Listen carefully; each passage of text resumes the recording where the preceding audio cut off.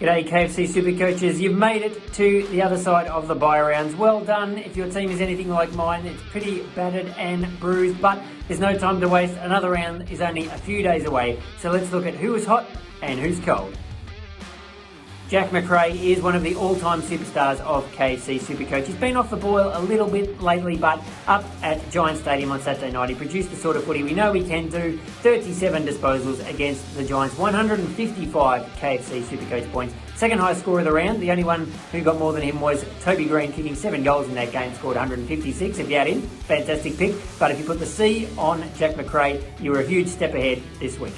Jordan Dawson is one of the form defenders in KFC SuperCoach over the past few weeks. 140 points on the weekend against Gold Coast. That's his best of the year, but it's his third over 130 in the past 6. He's got a 5-round average of 117, which is the third best of any defender, behind only James Sicily and Jack Sinclair. He's 574k now, but that's still great buying. If you need to find another spot in defence, he could be in for a massive run home.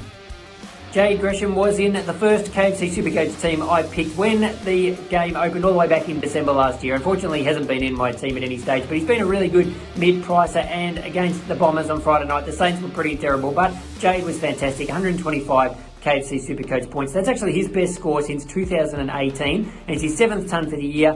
He's got a 5-round average of 106.2, so he's been a really great pickup. I'm not sure if I'd grab him right now. The Saints have a pretty tough run ahead, but I'm really happy for Jade after all the injury problems that he's had.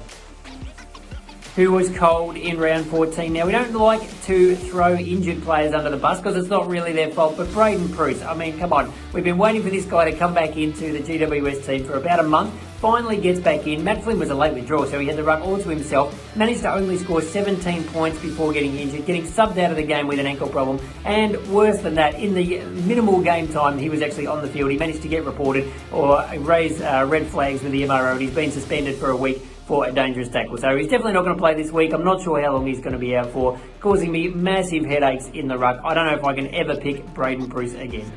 Paddy Cripps was probably the hottest player in KFC SuperCoach over the first 5 or 6 weeks of the year, but there's a few little concerns cropping up in his game. He only scored 79 points against the Tigers on Thursday night. Now, he did have 34 disposals, so he was finding plenty of the ball, but the problem was he only had 9 kicks, so most of his disposals are handballs, which don't score as well. Only 62% efficiency as well, with 7 turnovers, so that took some points off. He's got a 5-round average of 96, so I don't know if he's going to be that top-end gun for the rest of the year that he was early on, but if you're like me, I've got much bigger problems, and I'll just have to back him in and hope he rebounds this week.